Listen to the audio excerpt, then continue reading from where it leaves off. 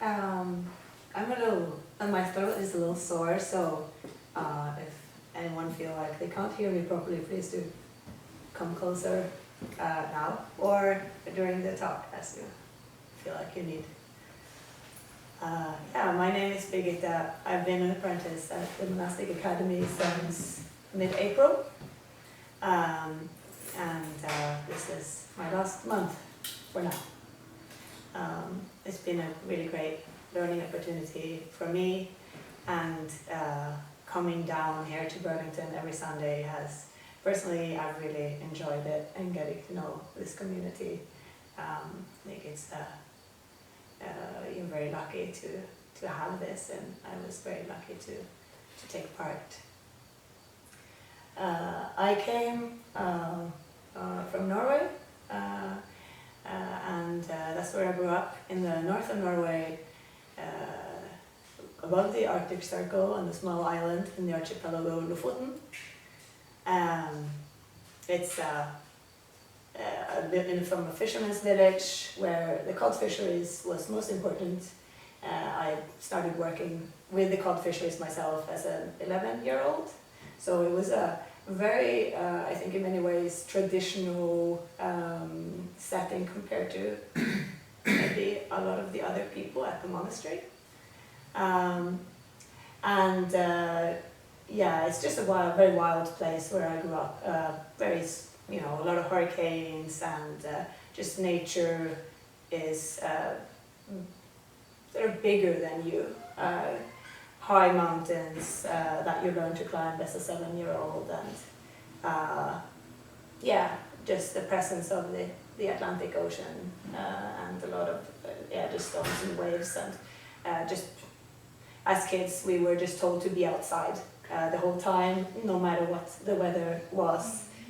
From as long as when you're 4 years old, then you can already sort of walk around enough. Okay, out you go, no matter what the season.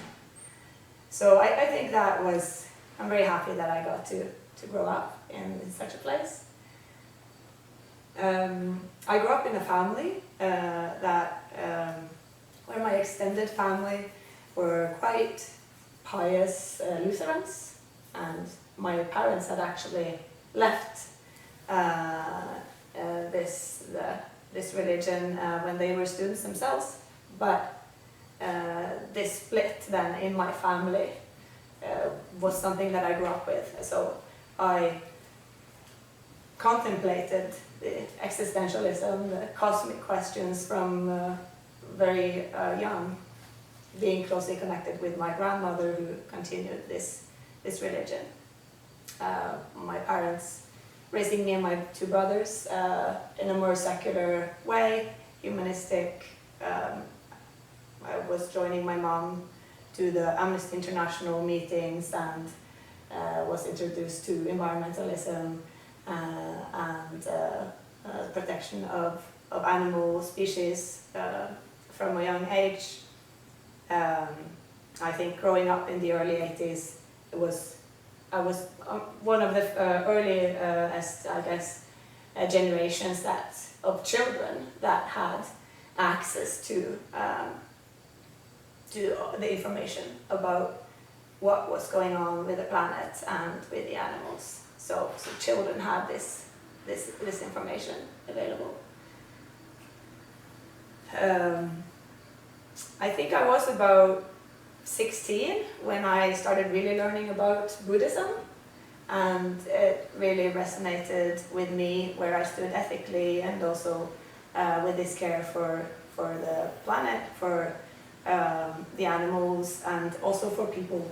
Knowing about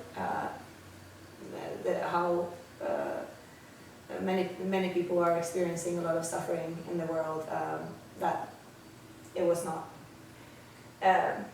their fault that this is happening to them.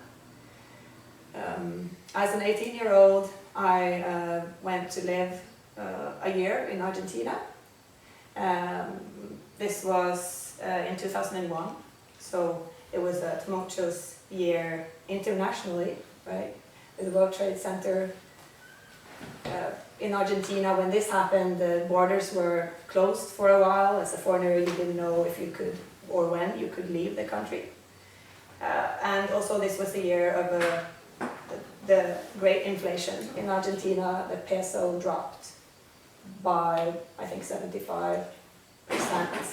And at the time, a lot of people in Argentina didn't even have access to money. There was a period of 2 weeks where there were 4 different presidents in Argentina. So this was a significant year for me as a political awakening. So I became active in the, like, youth politics and organizations. Later, I moved to Ecuador as well after high school, and I worked at an orphanage there as a volunteer, and was quite overwhelmed actually by not being able to help, really sufficiently help these children. I could like carry them around for a little bit or try to help them do some homeworks, but very, very helpless in the face of that. I came back to Norway and started studying eventually architecture, that I saw as a way of being able to make a change in the world and also working creatively. During my studies, that brought me to Brazil for an exchange semester. And I was at that point more deeply involved with a spiritual practice and had a teacher there in non-dualism. And I also experienced during that year a sort of a very strong spiritual experience of a sort of a heart opening, I can call it. Some 2 or 3 years after that, I experienced from a kind of very heart-opening, blissful spiritual experience, sort of the other side of the coin, a deeply like the shadow side of it, I guess, experiencing really greed, how greed, hatred, illusion affects the world, and also seeing it in myself. So not being able to sort of cope with it at the time, it led to a spiritual crisis.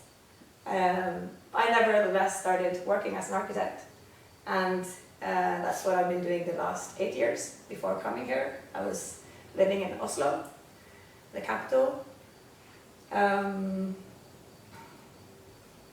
But I could not find it satisfactory to work as an architect in the way that you can normally work as an architect. There might be ways of working as an architect in a different way, but the ways that were available to me, even working with sustainability, it was not enough. So a couple of years ago, I decided to study a bit more next to working. I did a class at the university in American literature, actually, a class called Restore the Earth, Renew Culture, Critical Evaluations of the Green American Tradition. So we had like Thoreau and Muir on the curriculum, and actually a lot of Vermonters as well. Bill McKibben was on there. And I really liked the professor, and I convinced him to join a study group outside of the university when I could not continue studying. I had promised to go back to work 100%. So we've been running this study group for the last 2 years, and it's been really fulfilling intellectually, but also in the sense of community, very loving community. I also got thrown into politics again these last couple of years.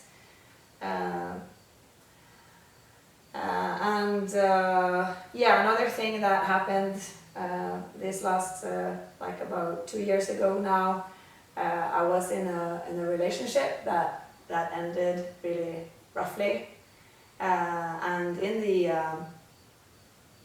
search for help in that crisis, I came across this particular form of trauma theory, and found it to be a place to come where I felt completely safe. In that situation, I had not found safety anywhere, but somehow there was a container where I was completely safe. Actually, the facilitator there had a school, he has a school, so I decided, well, I'm going to study this. So I've been studying that for the last year and a half. I've done 3 out of 5 modules, and it's some of which I would like to share with you guys tonight.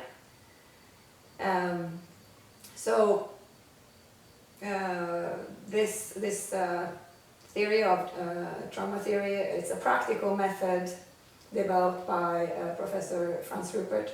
He's a professor of psychology in the University of Munich, and my teacher studied with him. So, trauma. Trauma is basically, it's like a very deep wound to the soul, to the psyche. There are different types of trauma, like trauma of war, trauma of sexual abuse, trauma of loss. You lost someone that were very dear, like especially a child or a parent. And also growing up with traumatized parents can be traumatizing to a small child's psyche. Because when we are children, we are, or small babies, we are, very malleable. We are, from the moment of conception, bathed in the emotions of the mother. So she is the most important person for a child until the child is 2 or 3 years old. The mother and the child live in symbiosis. The child learns, the baby learns to form their emotional system around the mother, how the mother copes with the world, and to which extent the mother manages to see the child.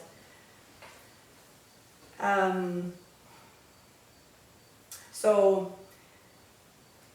also, the mother's relationship to the child's father or to other family members will affect the child. So in that way, do the other people in the family also affect the child early on.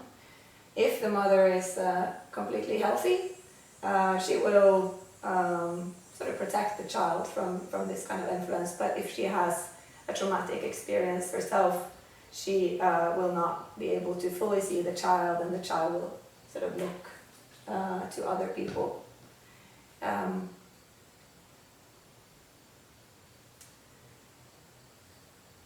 The father becomes more important for the child when the child is like 2 or 3 years old. When the child needs to come out of the symbiosis with the mother, the father is very important for providing autonomy. I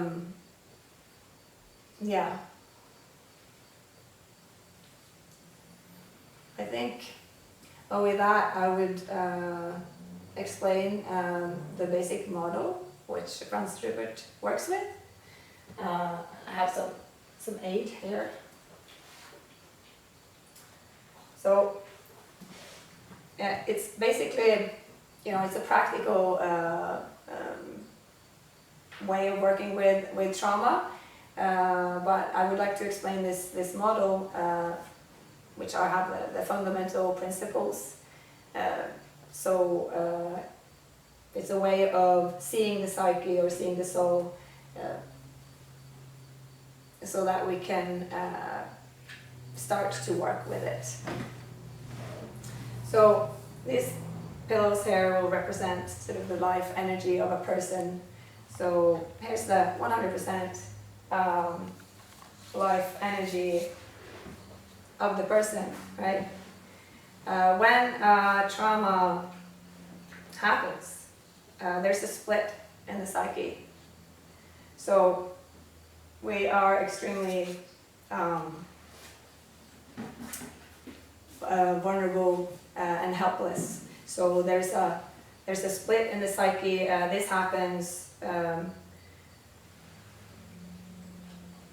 so that the entire organism will not be infected by the trauma. So it's sort of it freezes the situation and sort of blocks that out, and it's kept in that way by survival mechanisms.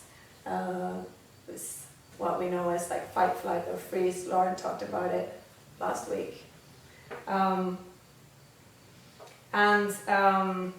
They sort of help, these survival mechanisms help keeping the trauma sort of in check, so that the rest of the organism is safe and healthy. However, now 50% of the life energy is traumatized, not available to us. You know, only 50% of the life energy is available to us. So, you know, it would be, we want to reintegrate the traumatized part in our personality. So one way that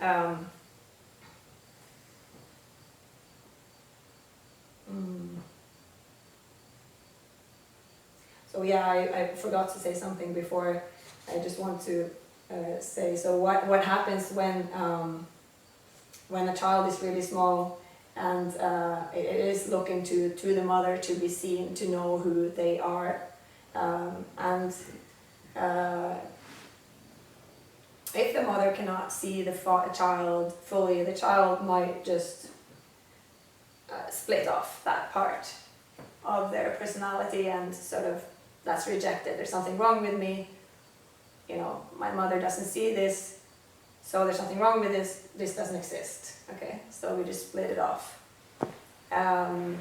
This could be if the mother is traumatized and basically overwhelmed by something in the child, and not able to see that. Yeah. So what happens then? Let's say child is 3 years old and they are traumatized. The traumatized part of the child just stays in a perpetual trauma, kind of frozen in time. As we start to reintegrate the traumatized part, that part can start, like time can start again for that part. So what we tend to look at is the survival mechanisms. They are, you know, what we can see, the symptoms, right, of the trauma. But the survival mechanisms do not have life energy of their own, so they get life energy either from the healthy part or from the environment. So through going out into the world, creating conflict with other people, it gets momentum, it gets energy. So in the same way, if you really want to access your trauma, try to push into the survival mechanisms, they just push back with the same force. Okay, so it's like often what we experience is actually the survival mechanisms. We don't like them, we try to get rid of them, but that is not possible, in fact.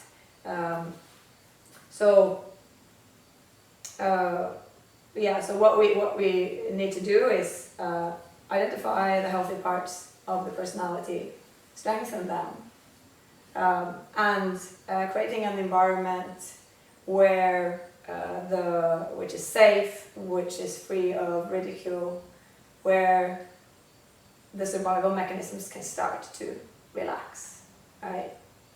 The danger is over, I can sit back, no one's gonna attack me right now, okay? Because my job is in fact to prevent attack. Seems like the attack's not gonna happen, I can relax, all right? What happens then is that the traumatized part starts to come forth. The traumatized part's been sitting there all along, waiting to be reintegrated. So it's always just shouting for our attention to come back and be fetched, you know. So as immediately when the survival mechanisms relax, it can start to come back. We can start having a dialogue with the traumatized parts slowly, as they can trust us, and when we are ready as well, we might not be ready to really fully see the original wound in our soul. So it's a process. So then we can start recapturing the life energy, right? So you have something, instead of being split, you have something, you know, a little bit. Well, people don't look like this really. It's an image. Yeah, so that's like the basic model for it. And with that, I have 2 guided meditations that I want to lead you into.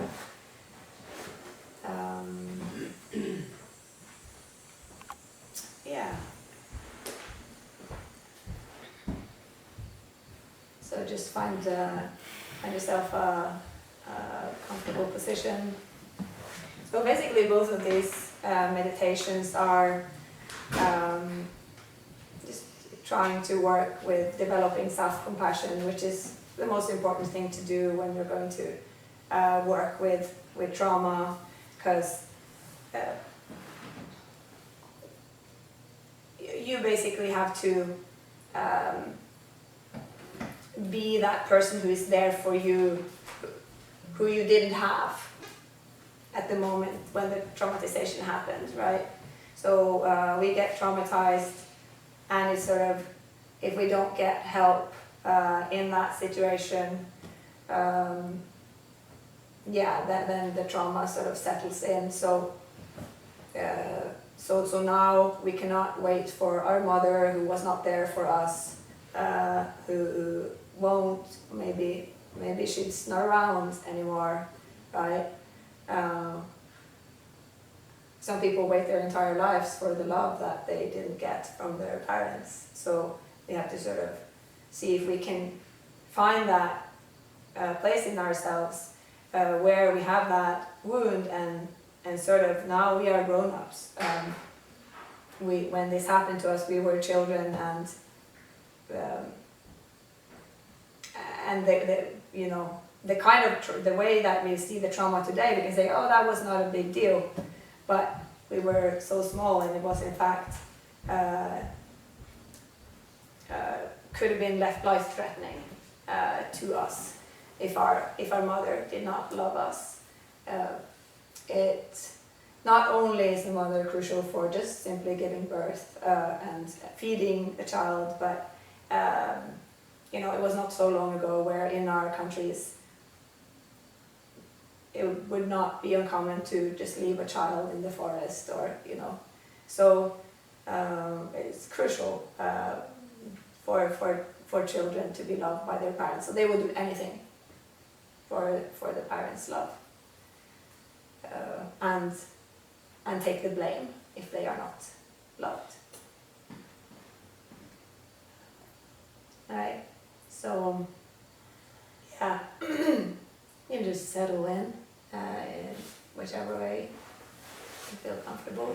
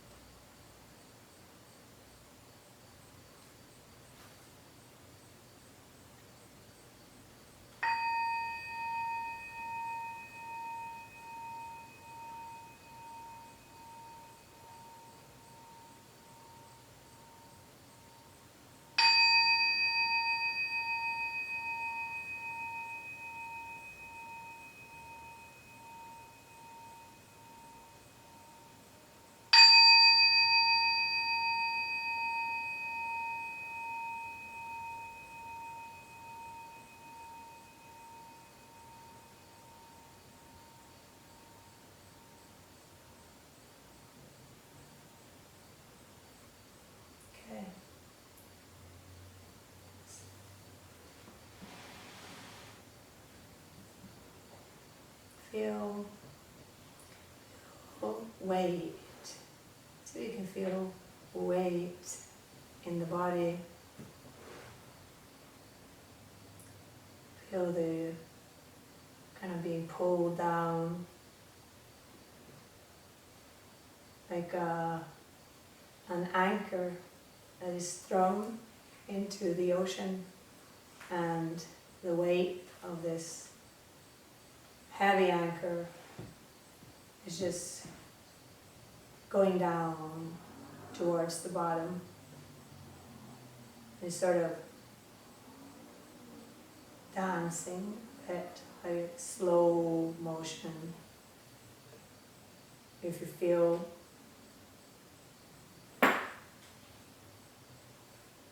the urge to like move slightly,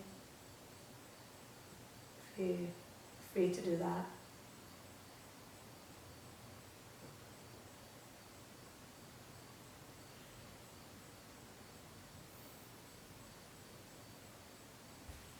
Just wait. So pull down in slow motion down the ocean.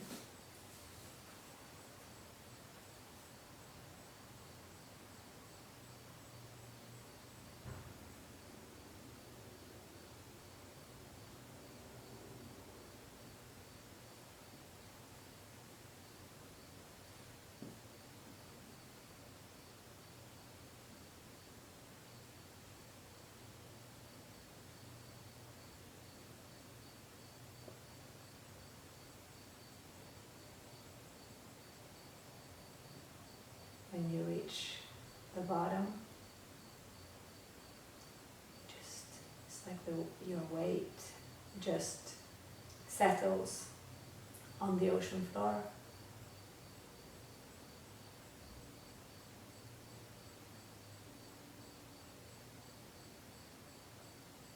Feeling the heaviness.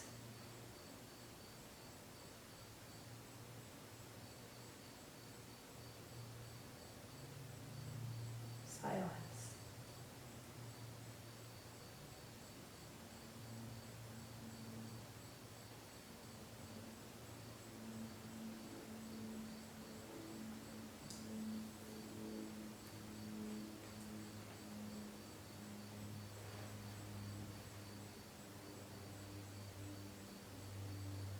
You can feel warmth from the inside.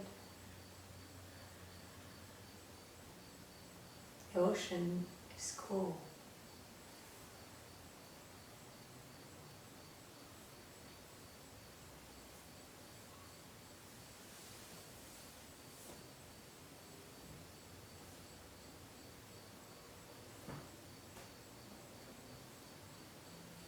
Just noticing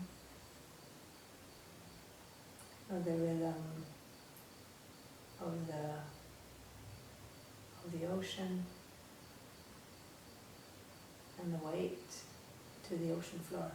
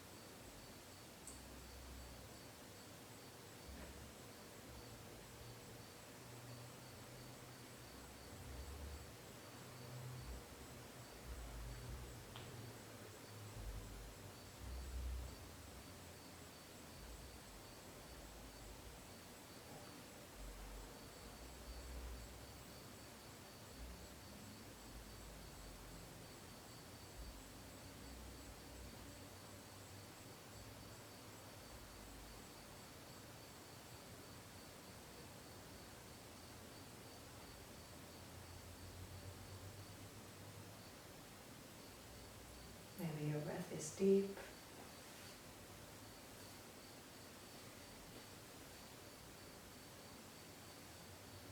is shallow.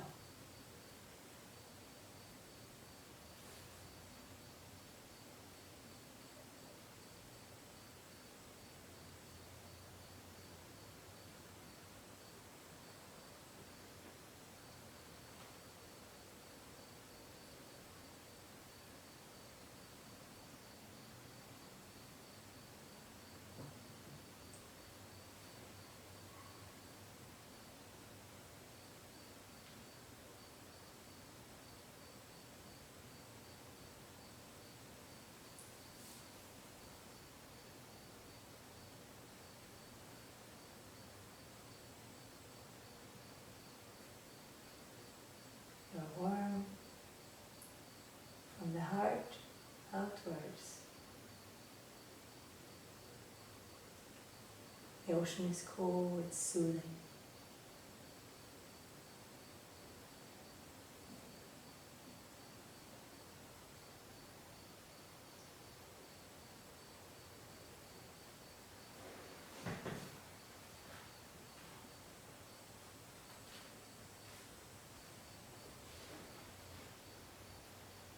Pay attention to your heart.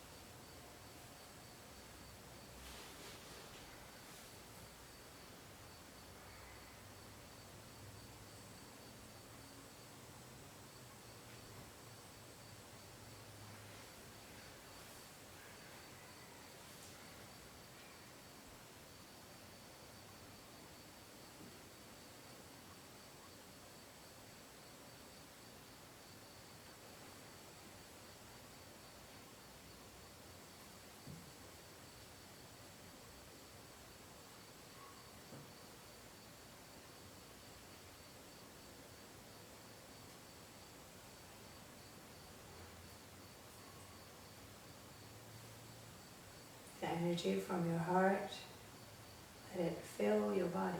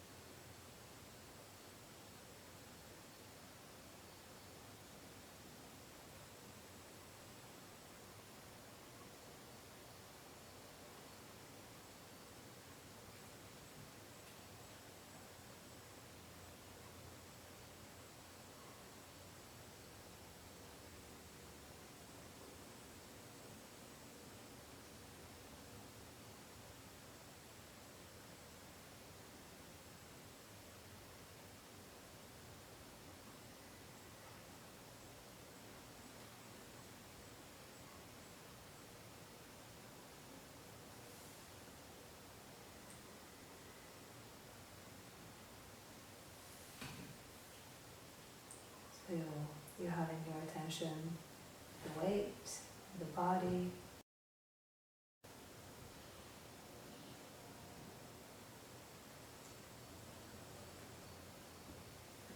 Like a big heavy anchor sitting on the ocean floor. Solid.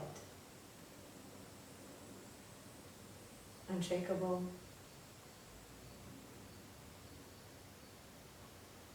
Unwavering.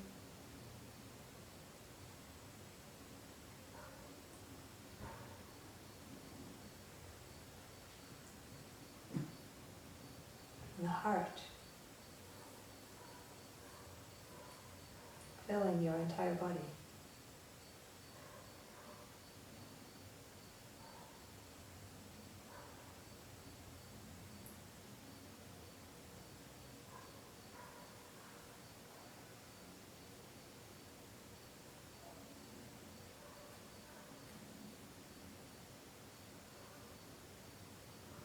energy from the heart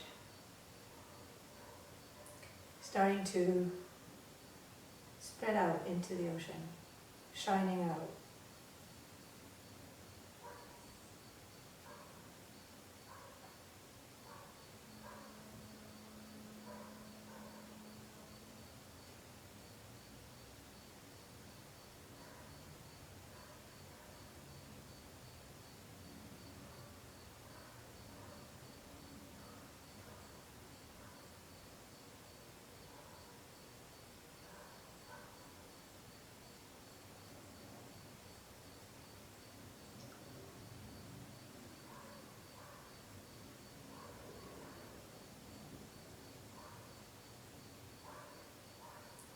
The ocean is vast, and you're the center of it.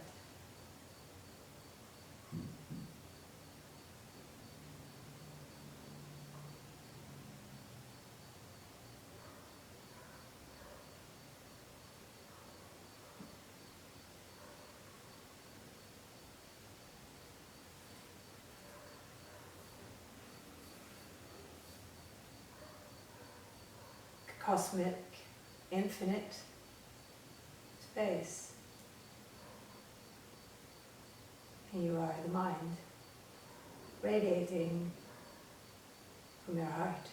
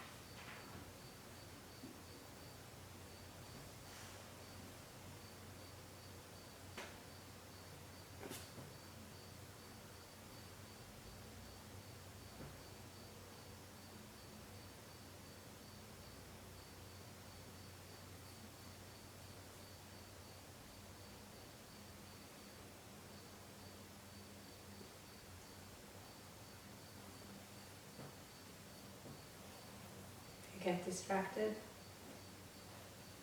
Okay. Come back to the weight of the body, to the heart.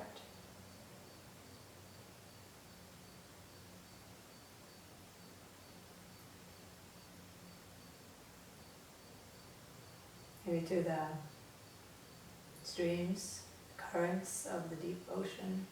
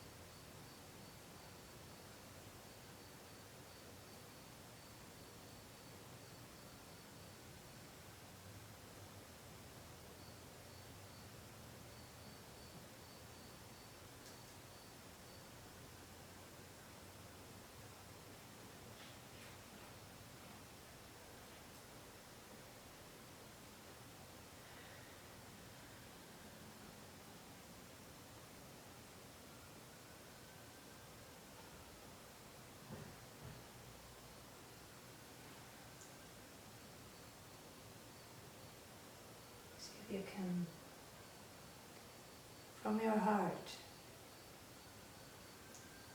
send the energy out into the ocean,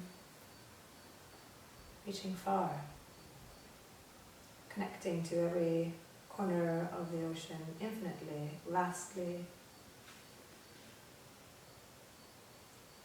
This vast mind.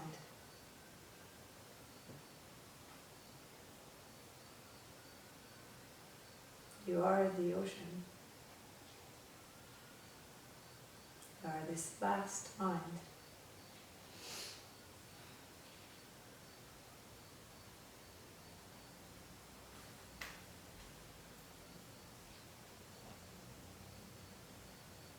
From that perspective,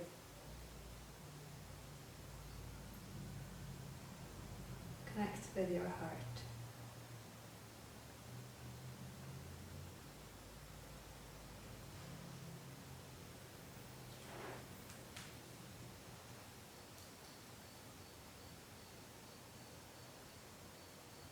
See in your heart, or your heart center in the middle of your chest.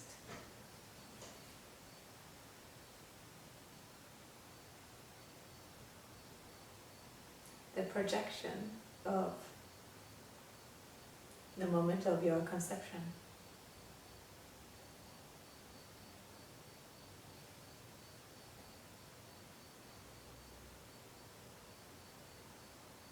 Maybe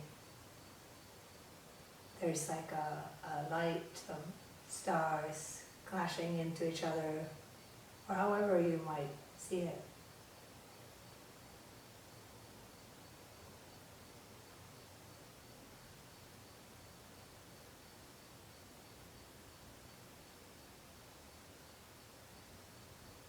See if you can hold that image with a sense of compassion and care.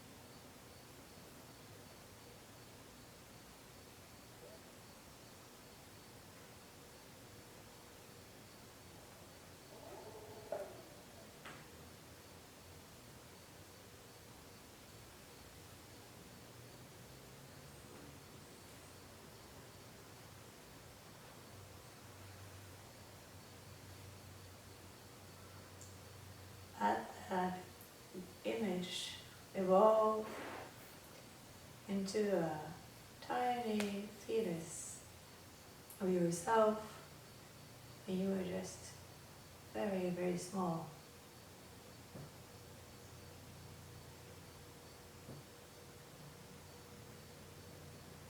All that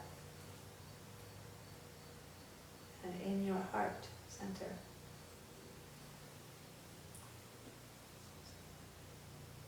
Shower it with love and compassion, interest.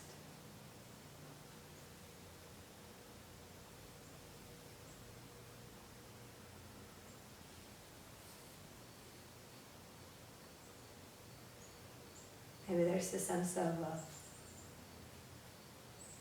the love of a mother.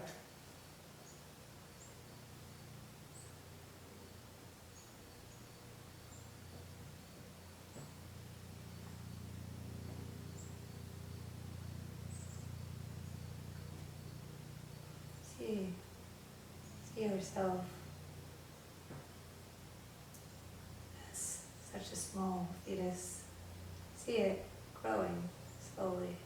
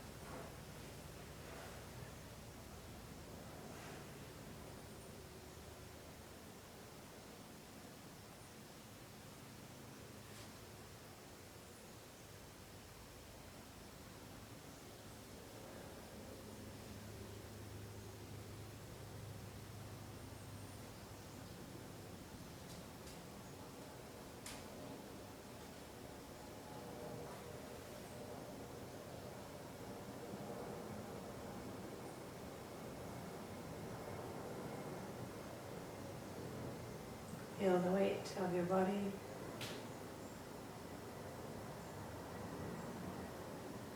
Sense of warmth in the cool ocean.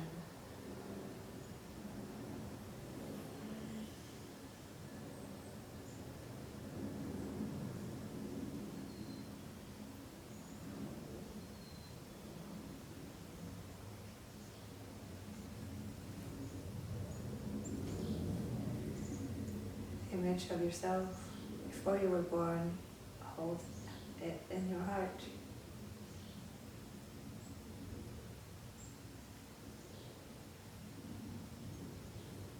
As it's growing.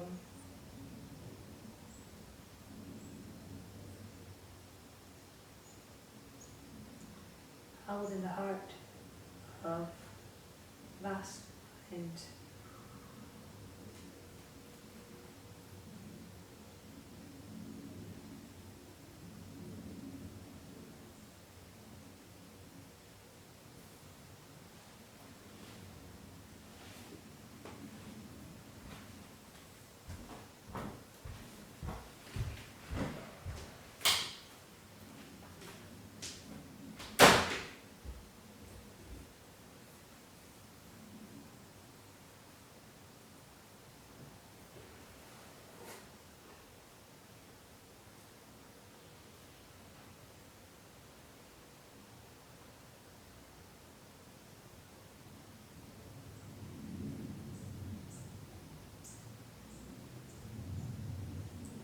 As the fetus is growing, maybe starts moving around.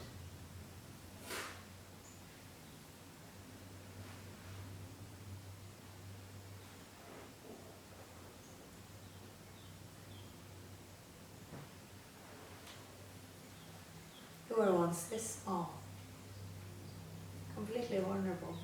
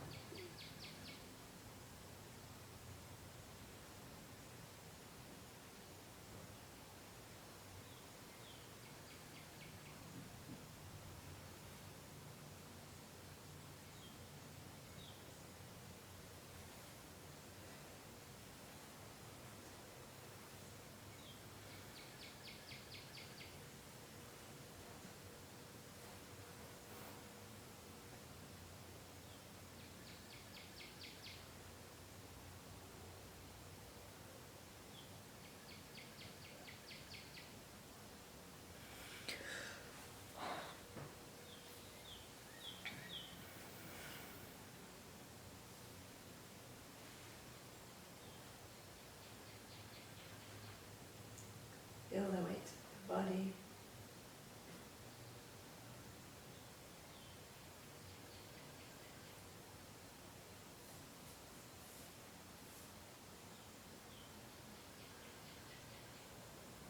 Notice your breath.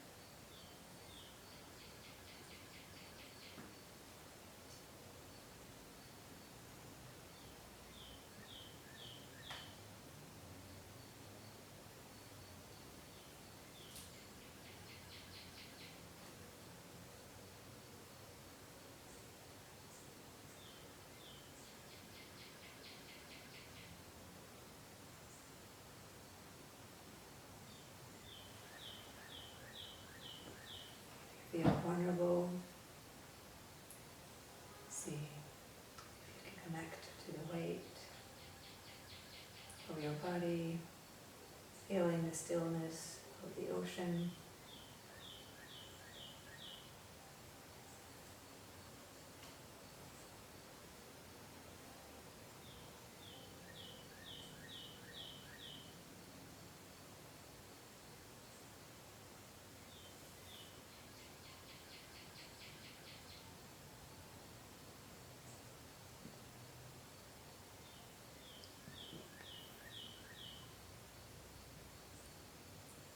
Sense of receiving yourself before you were born.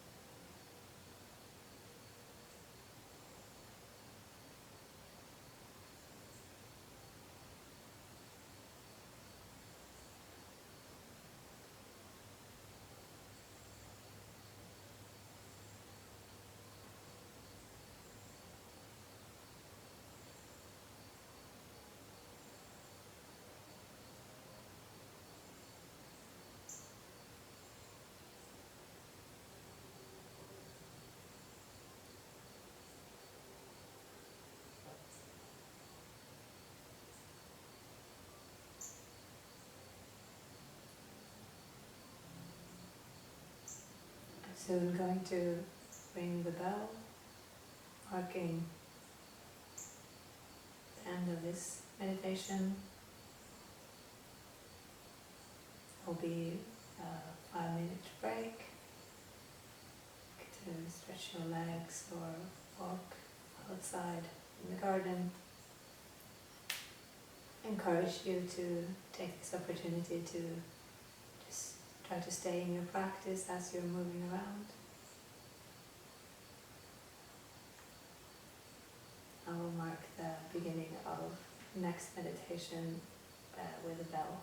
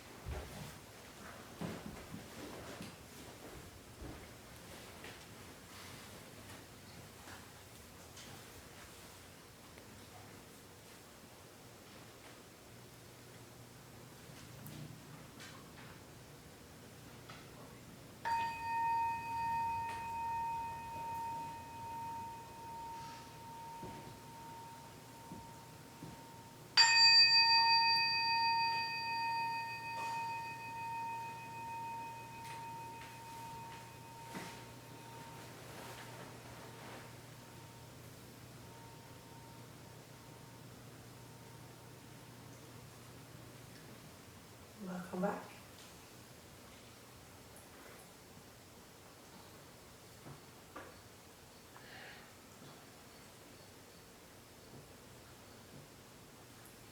Just settle back into your position.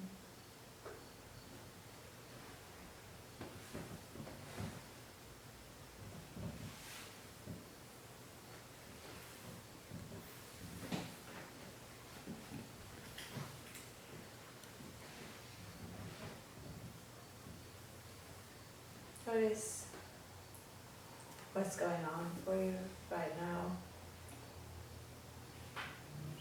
Just allow any experience.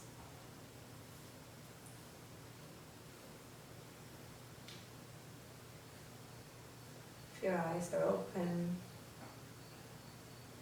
maybe you allow kind of wide view.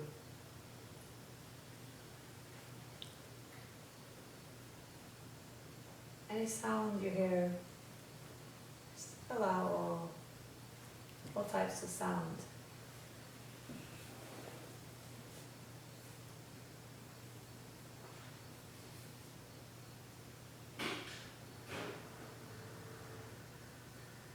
Any thoughts that you have,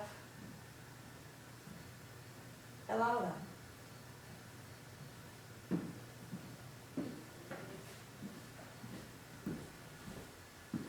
Allow them to come and go.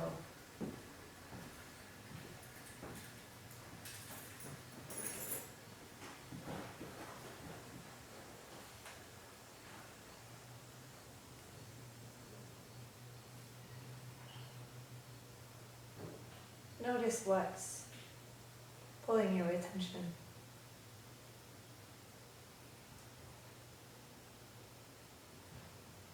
Allow your attention to stay with that.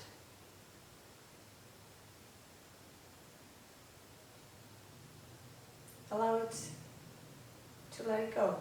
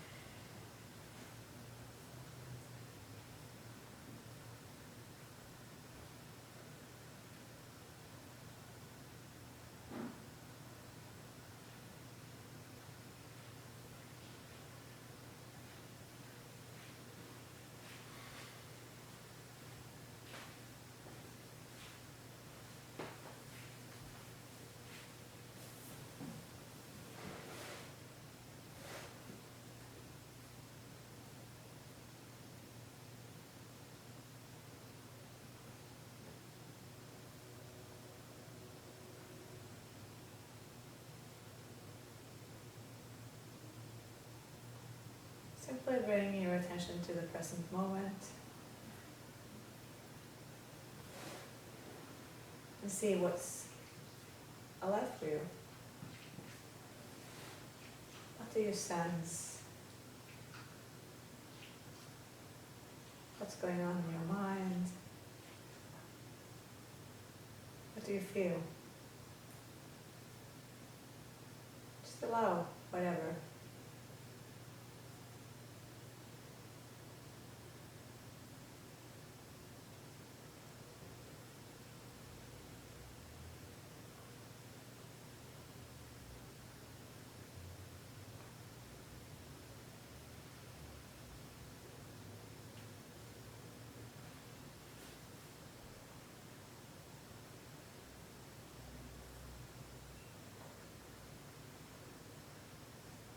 Maybe there's a feeling of resistance to something in your experience.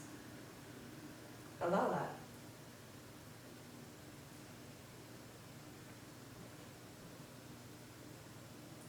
Allow the resistance.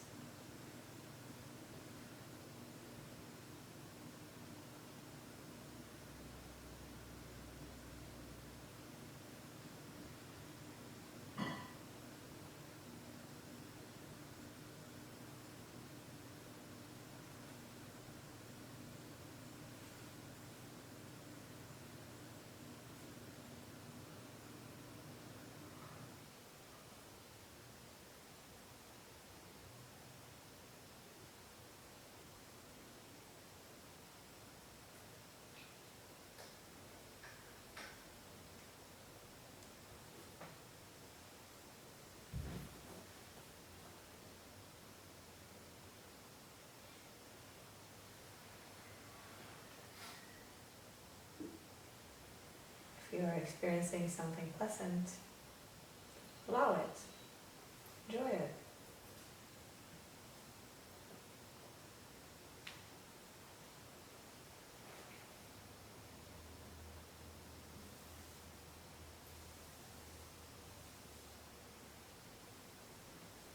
If you are experiencing something unpleasant, allow that. Welcome it, allow it.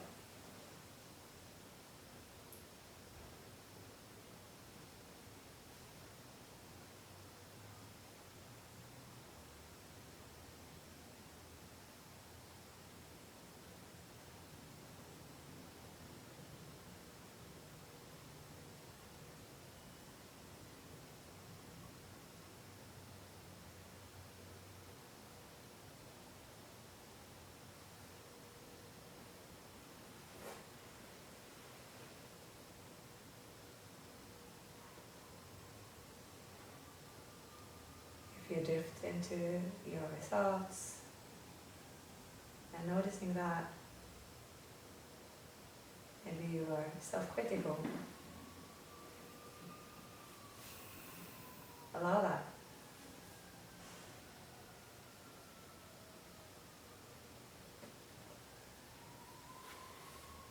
You can use as a mental talk, I allow everything. Allowing everything.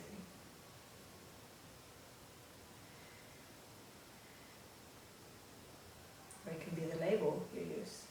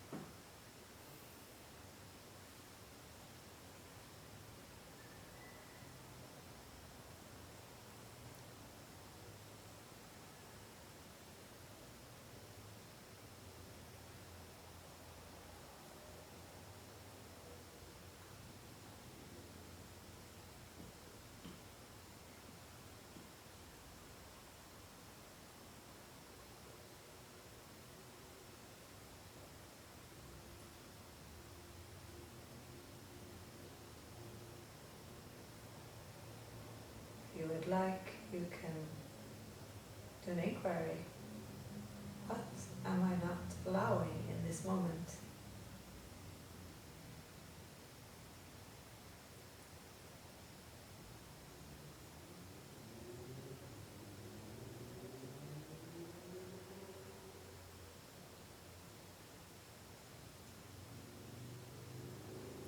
Is there anything I'm not allowing in this moment?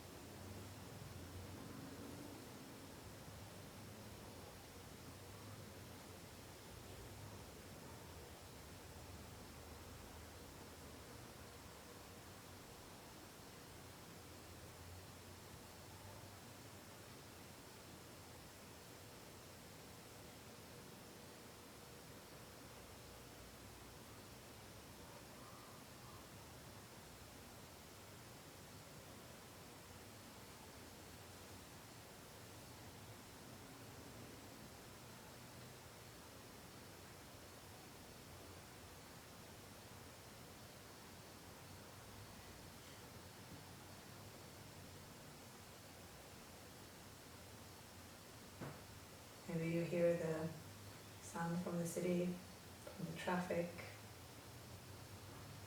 Is there something in that experience that you're not allowing?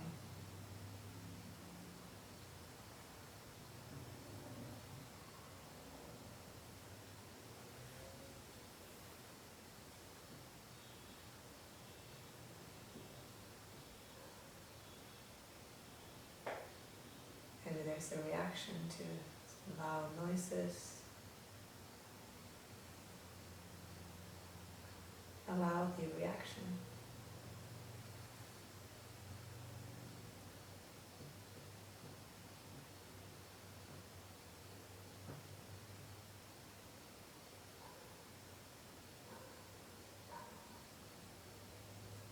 And just see what happens inside of you.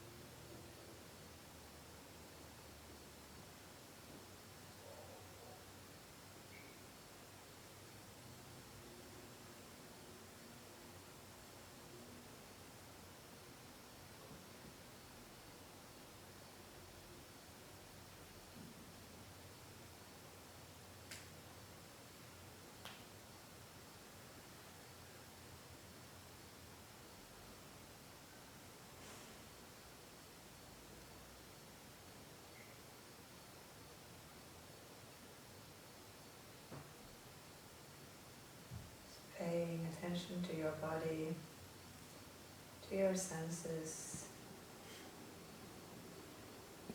in this present moment.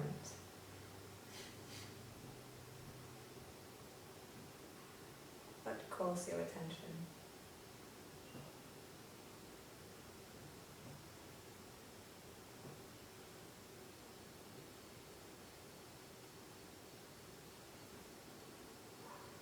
there's a tension somewhere in your body.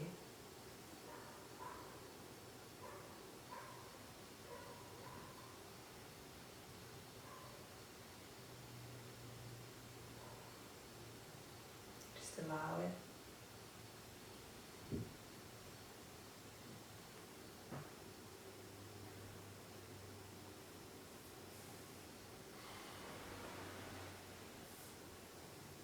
Maybe there's a resistance to the tension in your body.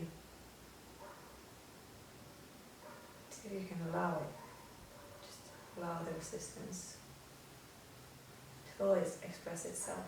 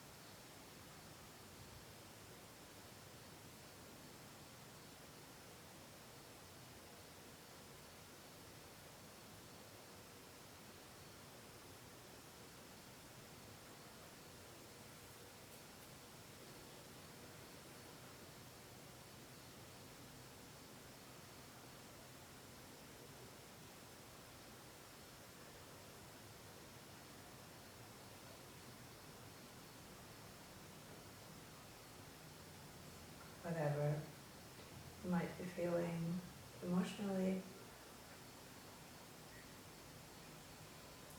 see it coming. If it's unpleasant, just allow it to be there.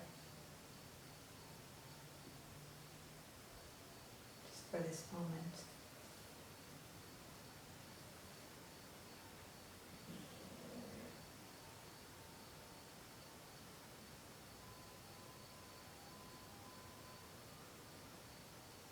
Any doubt?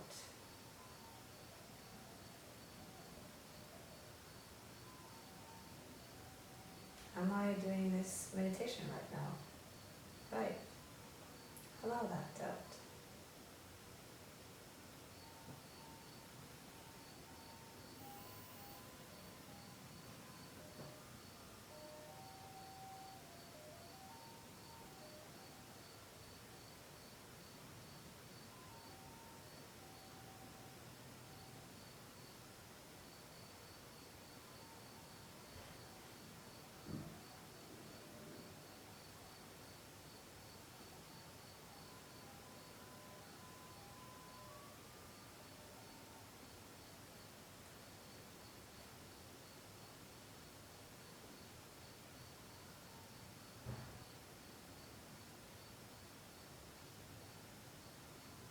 Is there anything I'm not allowing in this moment?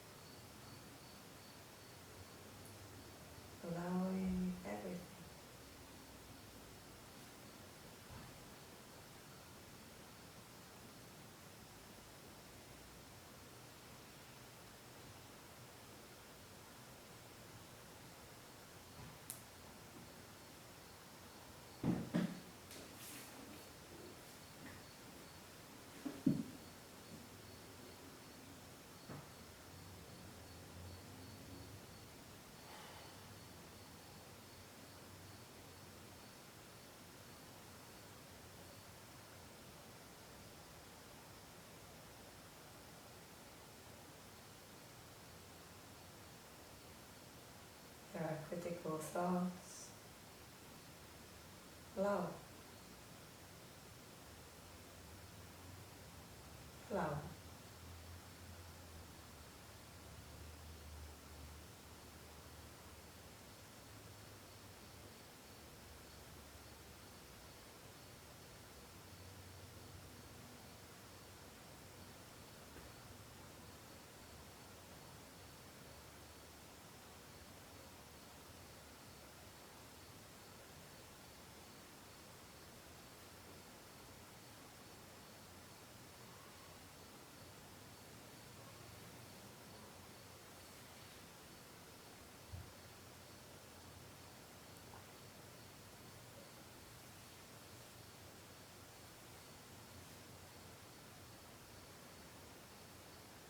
I am allowing everything.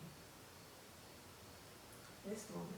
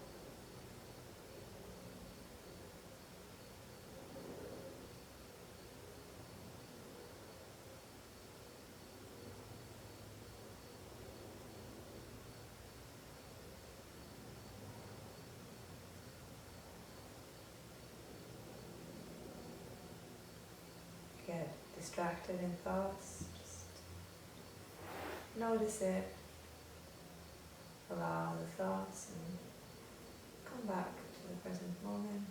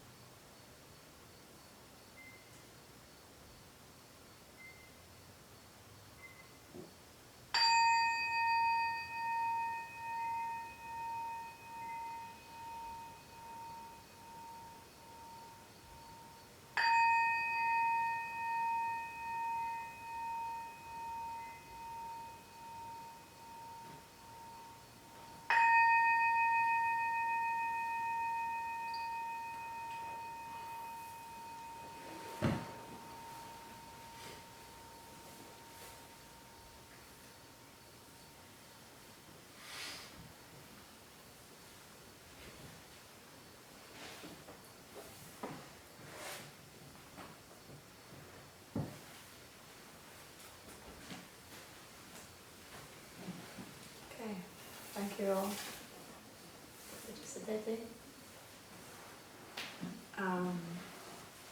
Now we'll come to the Q&A section of the evening. So if anyone has any questions, this is a chance for that.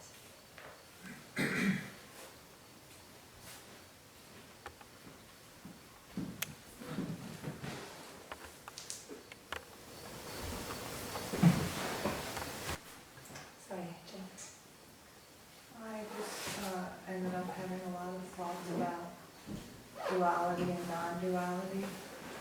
I was just noticing this theme of your talk. You mentioned non-duality at the beginning, and then you, like during your talk, made use of a lot of things that were really opposite from each other in a sense, like a traumatized person and who they were before, in a sense, or talking about different parts. And I think, there's so many things in the world that seem dualistic, like good and evil, or light and dark, or night and day, or even mother and child, or some many dualistic notions remain in our world around gender, for example. And so I'm just really curious about that, even the concept of, like growing up Lutheran and leaving the church and being political. That was another one that I was thinking about a lot, like, is there a dualism between being spiritual and being political? I happen to know a Lutheran church where there's, a lot of political activism, for example. And so I'm just really curious about, I started thinking about it and I was like, well, you can't even really define duality because it always breaks down. But in a sense, it's like we're in different paradigms. So I'm just like curious about, even when you were talking about, going through like a peak spiritual experience and then going through like a period of like seeing the greed and the hatred, so it's like, if those things aren't dualistic, then how are they related? And what is the relationship that does unify everything? There we have it. It's great.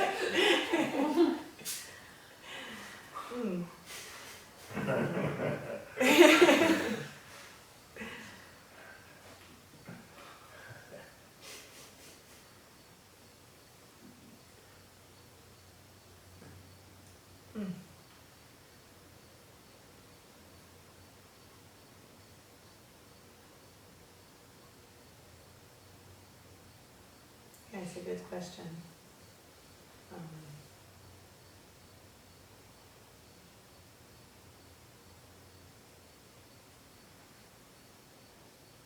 Yeah, I think we always we see something in contrast to something else.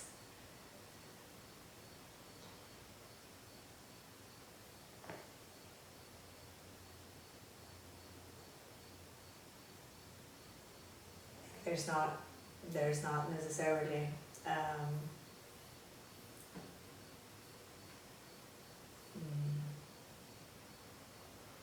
contrast between being a Lutheran and being political. I know, like for my parents, that was sort of like something else, but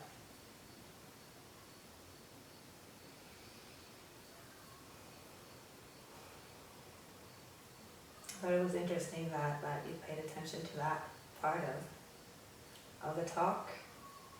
And was this something that you were thinking about during the entire meditation? Well, yeah, I just, as I kept thinking about it, I kept on thinking, and, I thought about how even that, thinking versus our heart, being in our head versus being in our heart. Yeah.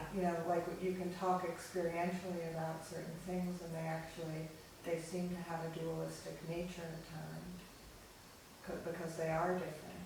There are contrasts. Yeah.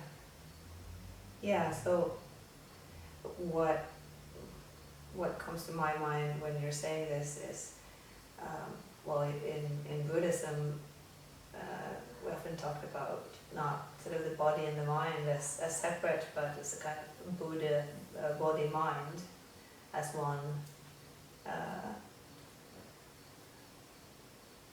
as one thing, and it's also thinking about like our soul or our or trauma. In fact, we see how our body and mind and soul, or whatever you want to call these things, I think we can divide them up into parts, but it's sort of a one thing as well. Dividing something up as a way of trying to understand it better. And so we have these models.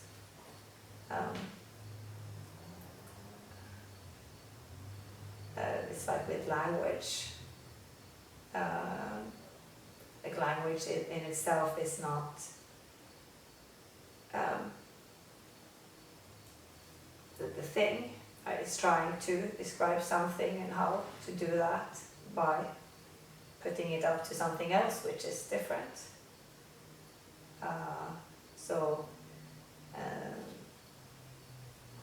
I thought about this.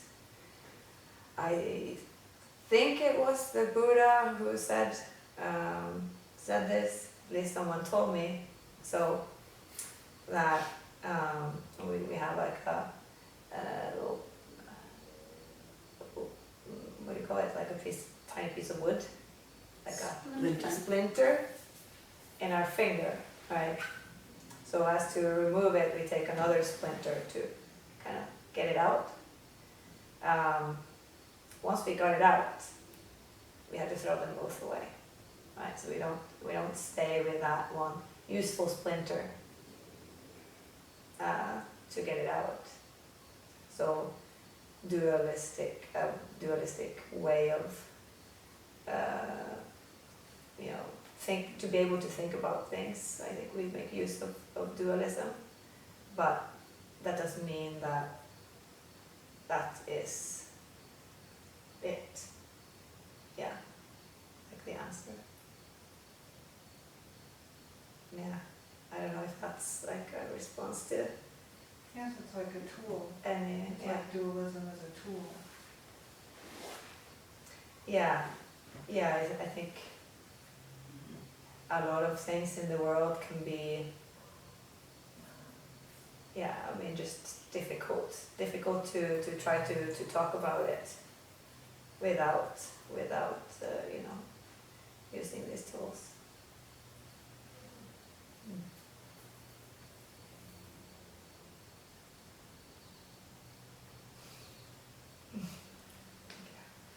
I noticed also in your life that you really seem to have like your spirit and your political activism deeply intertwined. Yeah, for sure.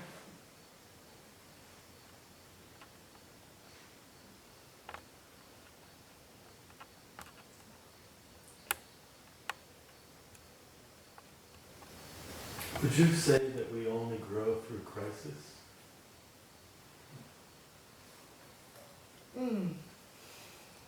Trauma? Mm-hmm.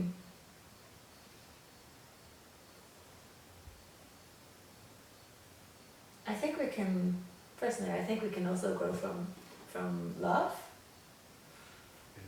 Yeah.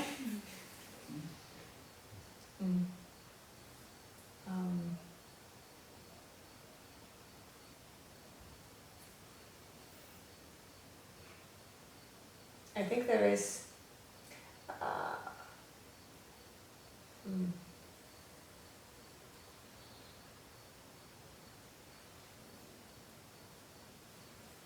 there is really like a lot to learn from connecting with traumatized parts of ourselves.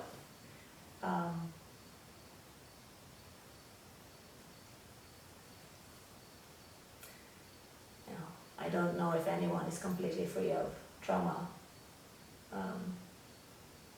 So if we carry them, either we can start to try to look at them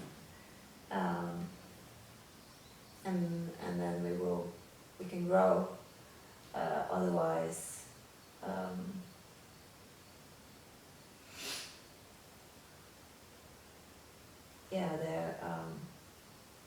we will probably suffer a lot and not be able to grow in a way that's beneficial for us. Yeah. The image of the child in the womb and the mother, it seems to bring together both, because the labor is traumatic for both. Yeah. And there's these sayings that after the birth, then the suffering is forgotten. And so it seems love conquers and heals the trauma. And I believe that to be a very practical example of compassion. Mm. But that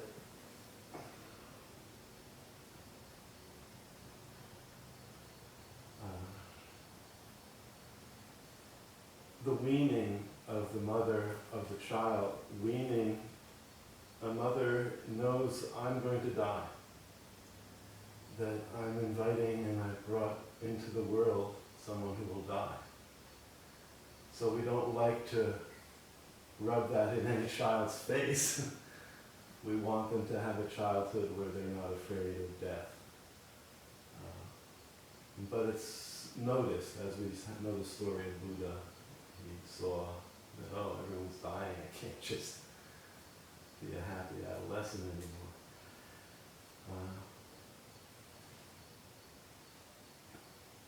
So it seems that the love between, I've heard this said, that mother and child is the closest thing to unconditional love, because the mother feels complete identity. But it's through a body, through the bodies, and they're mortal. And so we don't seem to have love fully conquering.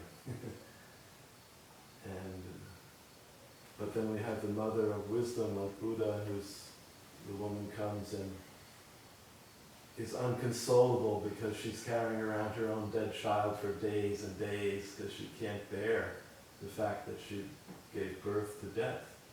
And that the innocence was killed, and she's still holding on, and he's asked her to visit find a house where there's no death.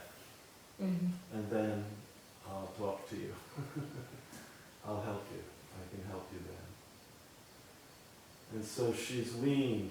So there's a weaning process that is some sort of stark reality, realization through trauma that says, I'm not going to identify with body anymore.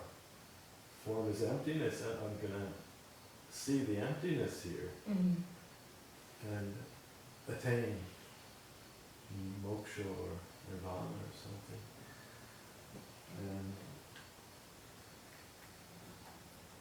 that also seems to me to not really actually be demonstrating any conquering of love. It seems no self. It appears to be nihilistic. Mm-hmm. Let's eliminate the problem. Like, you're sick, well, if you die, I don't think you'll be sick anymore. If you don't exist anymore, all this kind of Buddhism. But I don't find that. Anyway,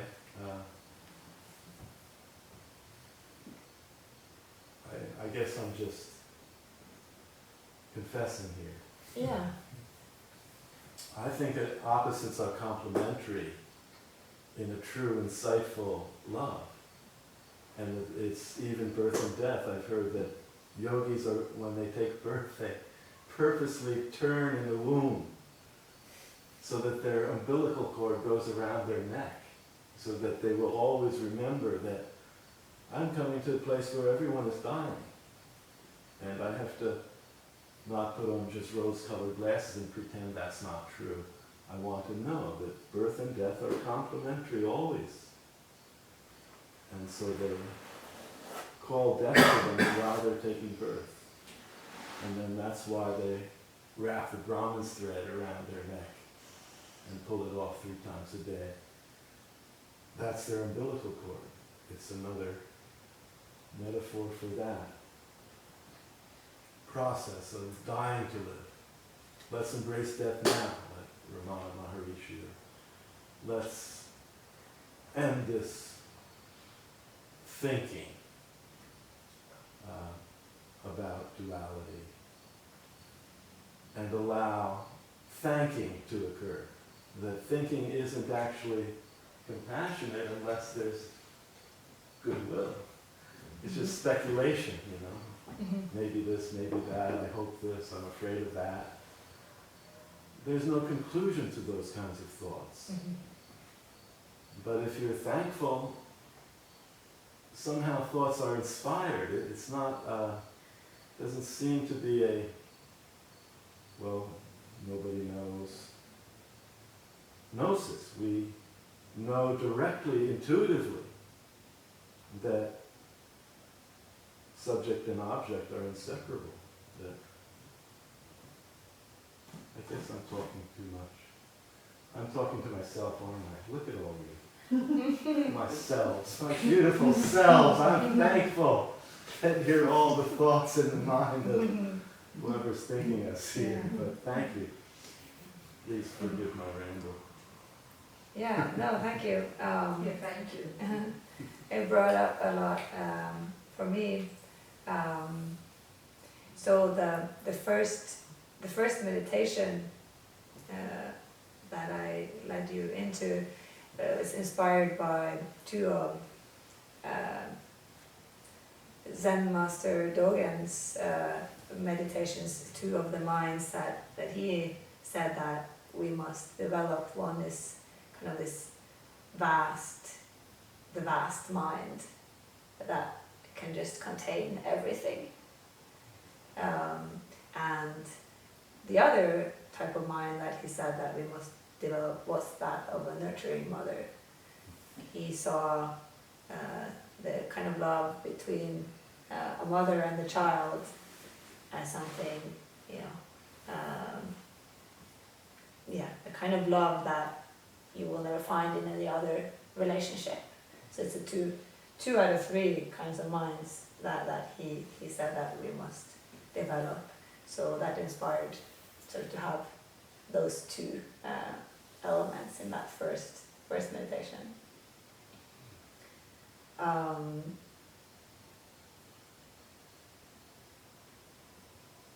I also thought about another thing we had in June up at the monastery.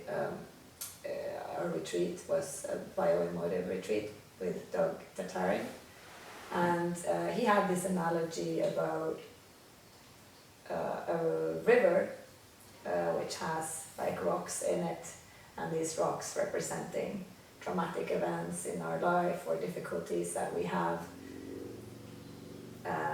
As the water's going down the river with the rocks in it, makes it kind of difficult for the river to flow. So there are two ways to make the river flow. So either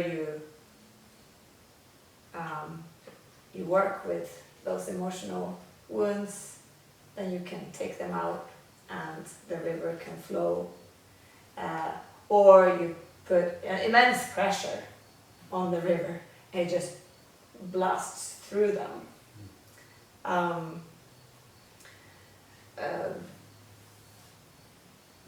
But he could also tell us about stories of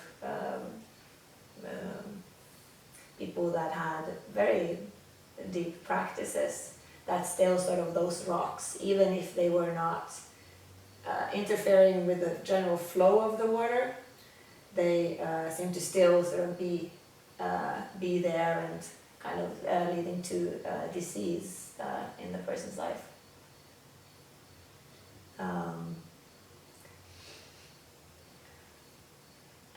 So that's one perspective. Another perspective. So as I was preparing for tonight, I called my teacher in the trauma psychology work, and we were talking about, well, do we really need to solve our trauma? Can't we just like meditate through it? And he told me about a talk he had with a psychologist many years ago, and he was amazed by this other person. Said, but this person has meditated so much and done so much work. How come? What's going on here? And she said, well, people don't really change, they just become more relaxed. I don't know.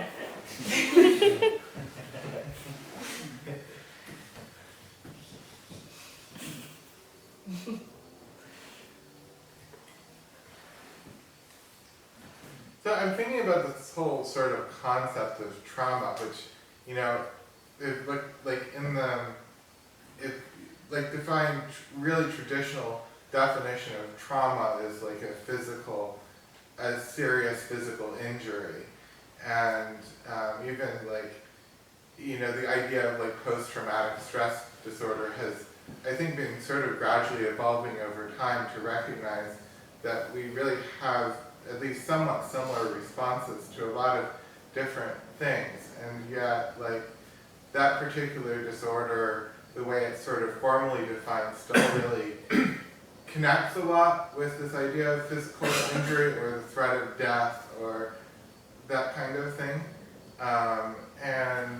But it strikes me, it just sort of strikes me as interesting to look at, well, what is it that experientially we actually define this way? In a certain sense, I think a lot of the experiences that really affect me and I kind of define as traumatic are nowhere remotely connected with what would, say, can be considered a qualifying event for some, like, that diagnosis. And so, I mean, that's just one observation. The other thing I was sort of thinking about is this sort of, it seems to me really that mostly what we do tend to define that way really has a certain kind of psychological existential component of kind of threat to our perception of our existence. Okay, so for example, under sexual assault, which is very commonly defined as trauma, but often occurs in ways that have no physical threat to a person, as an example, but it can tear people up psychologically. And so I don't know, I'm just sort of thinking of this, but like, or someone else being, or just the act of being violent towards people in war in ways that really probably shouldn't have happened.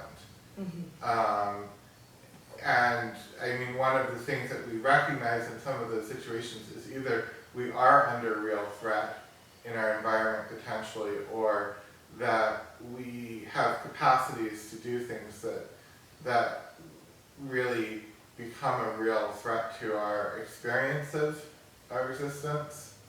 And so it seems to me like that sort of, once, if that perspective is true, it sort of defines what's making something traumatic in the past much more in a sort of present moment terms of the ability to sort of reconcile our existence with this event versus, I don't know what exactly we would define the other sort of historic side of it with, but. Yeah, so absolutely, you know, when you have a trauma to your body, you can see it immediately. We can attend to it. I'm bleeding from my finger, right? My leg is broken. It's easy to see. Trauma to the psyche is not so easy to see.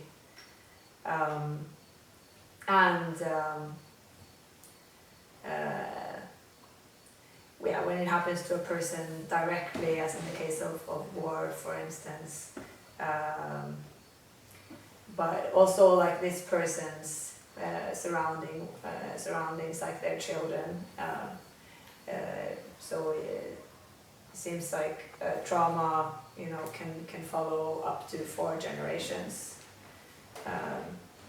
So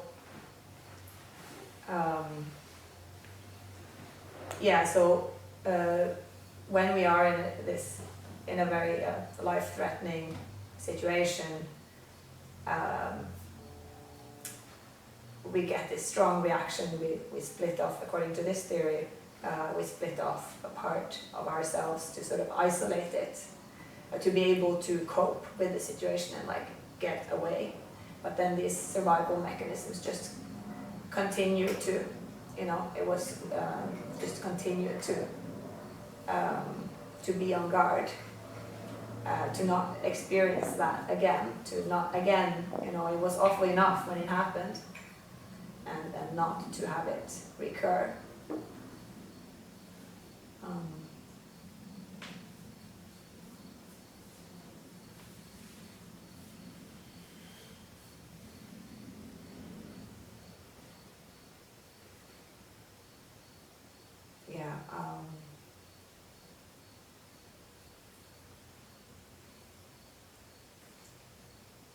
So it seems like different events that happen later in our life that trigger somehow that experience. Then we again feel like the shock or the survival mechanisms are again activated, even though we are not nearly in the same threat. So if we were sexually assaulted, and then so there's like a breach of trust that you have to other people, right? Which might be triggered again in a situation which had nothing to do with that, but your survival mechanisms are like on guard, their job is to protect you from being injured again. So the way to work with that is to try to have that the survival mechanisms can relax, and try to work with reintegrating that part of yourself, the traumatized part of yourself again. So we can maybe once some survival mechanisms are in place, we can maybe never get rid of them completely, and then that's part of working with trauma. Part of that process is also grieving.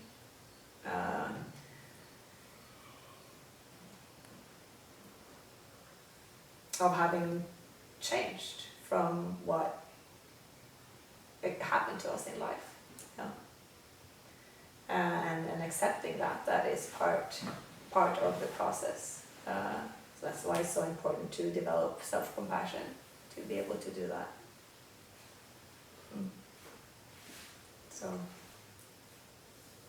I don't know if that was like a kind of a response to what you said, or. I think so. Okay, cool.